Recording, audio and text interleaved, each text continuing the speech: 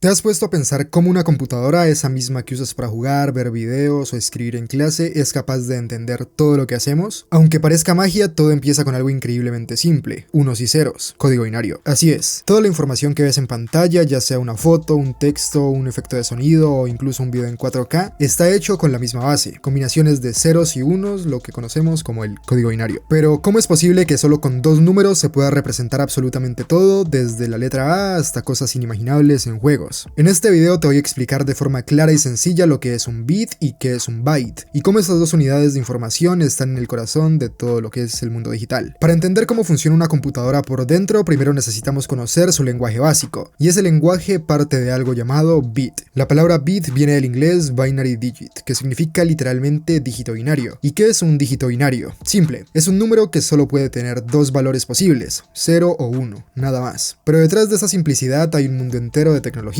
Mira, dentro de una computadora todo se trata de circuitos eléctricos, y estos circuitos tienen dos estados posibles, encendido o apagado, como si fuera un interruptor de luz. Si en este interruptor pasa corriente eléctrica, esto se va a representar como un 1, y si no pasa corriente eléctrica se va a representar como un 0. Así que un bit no es nada más que la forma de decir está pasando energía o no está pasando energía, y con eso la computadora toma decisiones, hace operaciones y almacena información. Imagina que tienes una caja con luz dentro. Si la luz está encendida, decimos que vale 1, y si está apagada, vale 0. Esa caja sería un bit. Ahora piensa en millones de esas cajas trabajando juntas a toda velocidad. Eso sería lo que ocurre dentro de tu PC cuando editas una imagen, guardas un archivo o simplemente abres el navegador. Por lo que ya sabemos que un bit es la unidad más pequeña de información y que puede ser un 1 o un 0. Pero seamos honestos, con un solo bit no se puede hacer mucho, solo tenemos dos posibles estados, encendido o apagado. Eso sirve para representar algo muy simple, como sí o no, verdadero o falso, blanco o negro. Pero ¿qué pasa si queremos representar algo más complejo? Por ejemplo, una letra, un número o un color. Para eso necesitamos más bits trabajando en conjunto, y aquí es donde entra el byte. Un byte es simplemente un conjunto de 8 bits. ¿Por qué 8? Es un número bastante práctico para los sistemas digitales de hoy en día, con el cual se puede representar hasta 256 combinaciones diferentes, desde el número 0 hasta el 255. Para que te hagas una idea, imagina 8 interruptores en fila, cada uno con las dos opciones que ya te dije, encendido o apagado. Si los combinas de todas las formas posibles, obtienes 256 combinaciones distintas. Eso sería un byte. Y gracias a esas 256 combinaciones podemos representar cosas mucho más complejas. Una letra, un símbolo, números, signos de puntuación, comandos especiales y en fin. Por ejemplo, en el sistema ASCII, que es como un diccionario que traduce números a caracteres, el número 65 representa la A mayúscula. Así que cuando escribes en tu teclado y presionas la letra A, tu computadora lo que realmente ve es un byte con el valor 65, escrito en código binario. Y no solo eso, más adelante veremos que los bytes se usan también para representar colores, sonidos, imágenes y videos. Por lo que con esto ya tú sabrías que un byte es igual a 8 bits, que un byte puede representar hasta 256 caracteres y que esta es la base simple de la información digital que usamos a diario. Claro que para entender mejor cómo trabaja una computadora en base a los bits y los bytes tenemos que hablar de dos sistemas de numeración, el sistema decimal, que es el que usamos los humanos todos los días, y el sistema binario, que es el que usan las computadoras. Vamos a pasar por partes. Nosotros estamos acostumbrados al sistema decimal porque usamos 10 dígitos, del 0 al 9. Por ejemplo, si escribes un número como el 191, sabes que el 1 que está a la derecha representa las unidades, el 9 de en medio representa las decenas y el 1 que está a la izquierda representa las centenas. Cada posición es un número decimal que representa una potencia de 10, y por eso mismo podemos contar de 10 en 10 sin problemas. Ahora bien, las computadoras no trabajan con 10 dígitos, solo conocen dos, el 0 y el 1, encendido y apagado. Ellas usan el sistema binario, que está basado en potencias de 2, por lo que con el código binario se contaría del siguiente modo: el 0 sería el 0, el 1 sería el 1, luego si queremos representar el 2 no podríamos hacerlo con un 2 porque solo tenemos dos dígitos, por lo que entonces usaríamos el 10, ese sería el número 2 en el código binario, luego para representar el 3 sería el 11 y así sucesivamente hasta llegar al 191, que fue el número que usamos para el anterior ejemplo, por lo que esta entonces sería la representación binaria del 191, por lo que así sería como la computadora ve los números, como combinaciones de bits encendidos y apagados. Un número simple sería una combinación de bits, una imagen serían miles de combinaciones, y un video, por ejemplo, en 4K serían miles y millones de combinaciones. Todo eso se reduce a que las computadoras no entienden letras ni imágenes como nosotros, pero sí entienden números, y con suficientes combinaciones de bits puedes representar cualquier cosa. Pero aquí viene una pregunta clave: ¿cómo transformamos esas combinaciones en algo que realmente podamos leer como letras, signos o símbolos? Aquí vuelvo a nombrar nombrar algo que ya dije hace rato, y es el sistema ASCII. ASCII es una tabla, una especie de diccionario digital que asocia cada número de esos que van del 0 al 255 con un carácter del teclado. Por ejemplo, como ya lo dije, el 65 en número binario sería la letra A en mayúscula, y así con muchos más números y símbolos. Entonces, cuando escribes una palabra como hola en tu teclado, la computadora no guarda letras, lo que guarda son códigos ASCII correspondientes. Así que sí, cuando escribes una frase en un documento, mandas un mensaje por WhatsApp o chateas en algún juego, lo que tu computadora realmente está manejando son series de bytes, que corresponden a letras mediante esa tabla. Y claro, no solo letras, sino que también, ya como te lo dije, el ASCII también incluye símbolos como el arroba, el hashtag, el porcentaje y demás. De hecho, el sistema ASCII original tenía 128 caracteres, pero con el tiempo se expandió a 256 para incluir más símbolos. Hoy en día usamos sistemas más complejos para representar miles de caracteres de todos los idiomas del mundo, pero ASCII fue el punto de partida. Y ya entendiendo cómo las computadoras representan letras y símbolos usando bytes y la tabla ASCII, podemos pasar ahora a otro nivel, y es saber cómo la computadora muestra colores. La respuesta está en un modelo de color muy conocido llamado RGB.